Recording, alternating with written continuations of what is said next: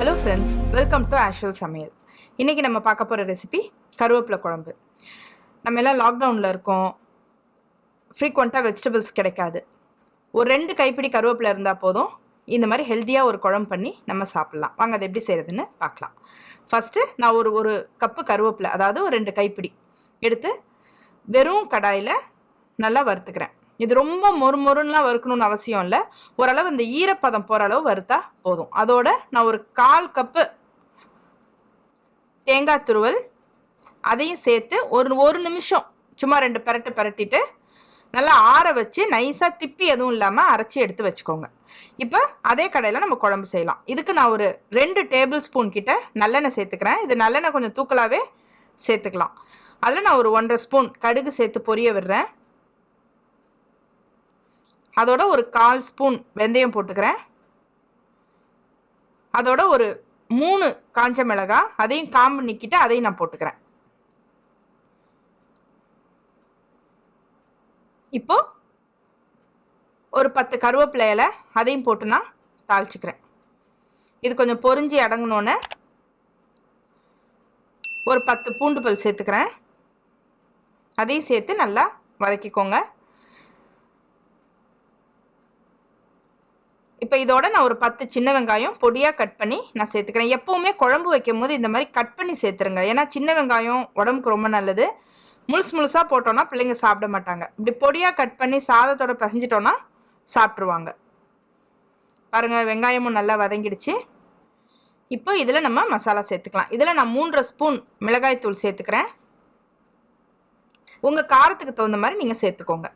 2 spoon மல்லித்தூள் சேர்த்துக்கிறேன். 1/2 spoon மஞ்சள்தூள் சேர்த்துக்கிறேன். சேர்த்து நல்லா இதை பரட்டி விட்டுக்கோங்க. மிளகாய் தூள் வந்து நான் 3 போட்டிருக்கேன். உங்கள் காரத்துக்கு எப்படியோ அது மாதிரி நீங்கள் 1 ஸ்பூன் அதிகமாகவோ இல்லை கம்மியாகவோ சேர்த்துக்கோங்க. பாருங்கள், இந்த மசாலா எண்ணெயிலேயே மசாலா நல்லா வதங்கிடுச்சு. இப்போ நான் ஒரு 3 தக்காளி, ஒரு மீடியம் சைஸ் தான், ரொம்ப பெரிய தக்காளியெல்லாம் இல்லை, அதில் ஒரு 3 தக்காளி அந்த மாதிரி அரைச்சி நான் சேர்த்துக்கிறேன்.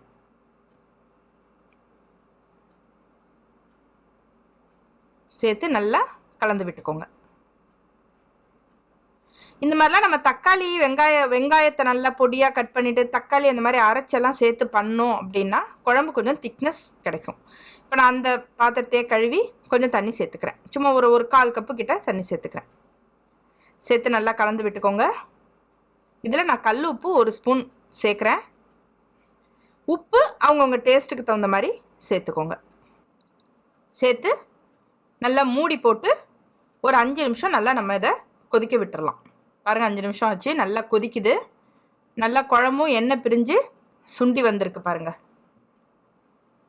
இந்த ஸ்டேஜில் நம்ம அரைச்சி வச்சுருந்தோம் இல்லையா, கருவேப்பிலையும் தேங்காயும் போட்டு நல்லா நைஸாக அரைச்சி வச்சுருந்தோம் இல்லையா, அந்த பேஸ்ட்டை இதில் நம்ம சேர்த்துக்க போகிறோம். பாருங்கள், கருவேப்பிலை இதில் சேர்த்துக்கலாம்.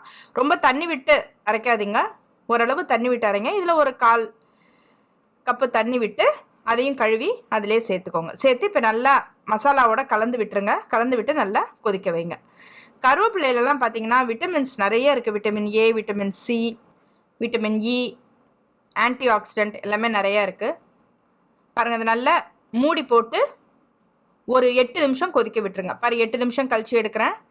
கருவேப்பிலை பாருங்கள் நல்லா மசாலாவோட சேர்ந்து நல்லா கொதிச்சுக்கிட்டு இருக்கு.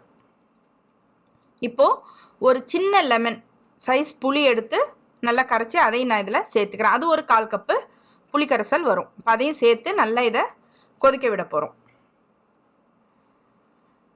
இம்யூனிட்டியை பூஸ்ட் பண்ணுறதுல வந்து கருவேப்பிலை வந்து நல்லாவே ஹெல்ப் பண்ணுங்க. அதனால் கருவேப்பிலையெல்லாம் அடிக்கடி சேர்த்துக்கோங்க, சமையலில் சேர்த்துக்கோங்க. பாருங்கள், நல்லா ஒரு 8 நிமிஷம் கழிச்சு எடுக்கிறேன். எந்த அளவு கொதிக்குது பாருங்கள். இது அப்படியே லோ ஹீட்டில் ஒரு 10 நிமிஷம் விட்டுருங்க. பாருங்கள், 10 மினிட்ஸ் கழிச்சு பாருங்கள் எப்படி இருக்குது பாருங்கள்.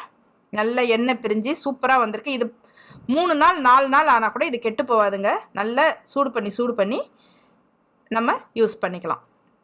இந்த வீடியோ பிடிச்சிருக்குன்னு நினைக்கிறேன். இந்த வீடியோ பிடிச்சிருந்ததுன்னா லைக் பண்ணுங்கள், ஷேர் பண்ணுங்கள், கமெண்ட் பண்ணுங்கள். நீங்கள் ஃபஸ்ட் டைம் பார்க்குறவங்களா இருந்தால் என்னோடய சேனலுக்கு சப்ஸ்கிரைப் பண்ணுங்கள். தேங்க்யூ.